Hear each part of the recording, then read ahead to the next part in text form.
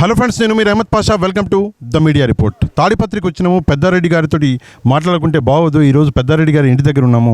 ఆయనతోటి మాట్లాడదాము. ఎన్నికల్లో ఎవరు గెలుస్తారన్నది ఆయన నోటి నుంచే ఈరోజు విందాం. సరే, ఎన్నికలు అనౌన్స్ అయినాయి. మళ్ళీ వైసీపీ జెండా అన్నది ఇక్కడ మళ్ళీ ఎగరవేగలం అని చెప్పి మీరు అనుకుంటున్నారా?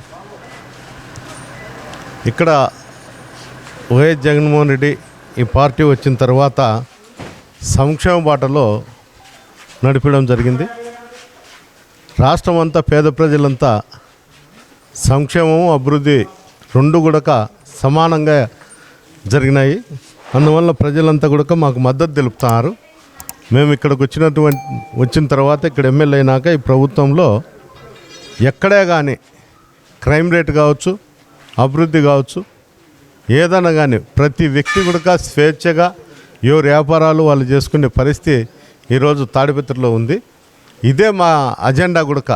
మా నాయకుడు ఆదేశాలు, మా నాయకుడి యొక్క అభిప్రాయం కూడా శాంతి భద్రతలపైనే ఉంది. కాబట్టి ఈరోజు మళ్ళా తిరిగి వైఎస్ఆర్సీపీ జెండా ఎగరేస్తామని గట్టిగా చెప్పగలం. పోయినసారి మీకు మీ అపోనెంట్కి పర్సంటేజ్ డిఫరెన్స్ అనేది 7,000 చిల్లరే ఉండే ఓట్లలో. ఈసారి 5 ఏళ్ళు పాలించారు. ఏమైనా యాంటీ ఇన్కంబెన్సీ వచ్చే ఛాన్స్ ఉందా? అంటే ఇక్కడ యాంటీ ఇన్కంబెన్స్ ఉండేదానికి ఛాన్సెస్ లేవు. అంటే గతంలో ఎప్పుడు కూడా అసాంఘిక కార్యక్రమాలు అనేది మున్సిపాలిటీ పరిధిలో ఎప్పటికీ ఉండేటి అర్బన్లో. ఈరోజు ఆ పరిస్థితి లేదు.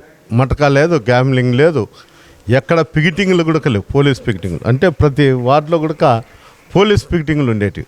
దాదాపు నాకు తెలిసి 6-7 సార్లు పోలీస్ పికెటింగ్ ఉండేది. ఇక్కడ ఎక్కువ శాతం ముస్లిం పిల్లలను చెడగొట్టేదానికి కారకుడు కూడా అయినాడు ఆయన. వాళ్ళ వార్డులలోనే ఎక్కువ ఇది పెట్టి వాళ్ళతోనే మటకా నడిపించి వాళ్ళ ఆ డబ్బుతోనే తాగుడుకు బానిస చేసి వాళ్ళతో పొద్దున్న లేస్తే ఎక్కడ చూసినా సమస్యలు ఉండేటివి. ఈరోజు ఆ పరిస్థితి లేదు. ఇక్కడ ఈ ప్రభుత్వం వచ్చినాక లాండ్ ఆర్డర్ బాగా కంట్రోల్ చేసింది. అందువల్ల అర్బన్లో కూడా మా వైపే మొగ్గు చూపుతున్నారు ఓటర్లు. మున్సిపాలిటీ మీ చేతిలో లేదు అని చెప్పేసి ఇక్కడ యాక్చువల్లీ కొంతమందితో మాట్లాడినాను. మున్సిపాలిటీ మీ చేతిలో లేకపోవడం వల్ల పాలన అనేది ఇంకా కఠినంగా మారింది అని చెప్పేసి ఒక విషయం అంటున్నారు. దాని గురించి ఏమంటారు? మున్సిపాలిటీ మా చేతిలో లేకపోయినంత మాత్రాన కఠినంగా మారింది అనేది ఏం లేదు. కానీ మున్సిపల్ చైర్మన్ అనే వ్యక్తి మాటలు చెప్పేది ఒకటి, చేసేది ఒకటి. అంటే ప్రజల యొక్క బాగోగులు కానీ, శానిటరీ పైన కానీ, డ్రైనేజ్ పైన కానీ ఆయన శ్రద్ధ చూపడు. ఎందుకంటే ఎక్కువ మేము ప్రజల్లో తిరుగుతుంటాం కాబట్టి ప్రతి వార్డులో కూడా ఇప్పటికే నేను 2-3 సార్లు నేను, మా పిల్లలు, మా లీడర్లు ఎవరో ఒకరు నిరంతరం ప్రజలతో ఉంటారు. కాబట్టి ఎప్పుడు లేని విధంగా ఇక్కడ ఒక విధంగా మేము ఇక్కడికి వచ్చినాకనే ప్రజలకు నాయకునికి ఏ విధంగా అనుసంధానం ఉండేది నేర్పించడం కూడా జరిగింది. అందువల్ల ప్రజలు ఎక్కువ శాతం మమ్మల్ని అడుగుతారు శానిటరీ పైన అనే విషయంలో ఆయన తప్పుదావ పట్టిస్తుంటాడు ఇవన్నీ. అందువల్ల మమ్మల్ని అడుగుతుంటారు కాబట్టి మేము సొంత డబ్బులతోనో లేకపోతే మా నాయకుల యొక్క ఆ ఏరియాలో ఎవరైతే స్ట్రాంగ్గా ఫైనాన్షియల్గా ఉంటారో వాళ్ళు కూడా అక్కడ శానిటరీ పైన కానీ ఇవన్నీ దాదాపు మేము 30-35 లక్షలు ఈ సంవత్సరంలోనే ఖర్చు పెట్టింటాం. చివరి 2 ప్రశ్నలు సార్. ఫస్ట్ ప్రశ్న, జగన్మోహన్ రెడ్డి గారి ఏదైతే స్కీమ్స్ ఉన్నాయో అవి గ్రౌండ్ లెవెల్ వరకు, గ్రాస్ రూట్ వరకు మీరు తీసుకెళ్ళగలిగారా? తీసుకెళ్ళాం. మేమంటే గడప గడప పోయినప్పుడు మేము చెప్పగలుగుతున్నాం, అమ్మా అక్క మీ ఇంటికి పథకాలు వస్తుండాయి, ఈ స్కీములన్నీ మీకు వస్తుండాయి, మీ ఆశీస్సులు మా జగనన్నకు ఉండాలనేది మేము స్వయంగా చెప్పడం జరుగుతుంది. పోయినసారి 7,500 మెజారిటీతో గెలిచారు. లాస్ట్ ప్రశ్న ఇది నాది. ఈసారి ఎంత మెజారిటీతో గెలవబోతున్నారు? ఈసారి నేనైతే 10,000 పైచీలకే గెలుస్తానేది. ఇక్కడ జగన్మోహన్ రెడ్డి గారు చెప్తున్నారు పెత్తందారులకు పేద ప్రజలకు యుద్ధమని.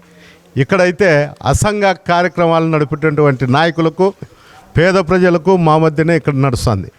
అంటే ఇన్ని రోజులు పార్టీలో ఉండి పార్టీతో లబ్ధి చెంది మేము ఒక ఉనికి చాటుకునే దానికోసమే ఎక్కడ అధికారం ఉంటే అక్కడ ఉండేదానికోసం చాలామంది ప్రయత్నం చేస్తారు. సీనియర్ లీడర్లు అంటే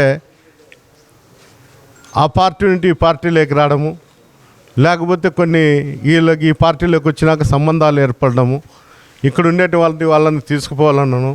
వాళ్ళ పని అయితే సక్రమంగా అన్ని పనులు చేసుకొని ఇక్కడ ఆర్థికంగా బలపడి ఈరోజు అవతలకు పోవాలని ప్రయత్నం చేస్తున్నారు. జగన్మోహన్ రెడ్డి గారు చెప్తున్నది, మా ముఖ్యమంత్రి గారు చెప్తున్నది వాస్తవం అని కూడా తాడిపత్రి ప్రజలకు తెలుస్తున్నాయి. ఎంతమంది నాయకులు ఇక్కడ నుండి అక్కడ పోయినా కూడా ఇక్కడ మాకు కార్యకర్తలు ముందు నుండి ఉన్నటువంటి వైఎస్ఆర్సీపీ నాయకులు మా ఇంట ఉండేంత వరకు ఎంతమంది వలస పోయినా కూడా మమ్మల్ని చేసేదేం లేదు. తప్పకుండా వైఎస్ఆర్సీపీ జెండా తాడిపత్రిలో పాతి తీరుతాం.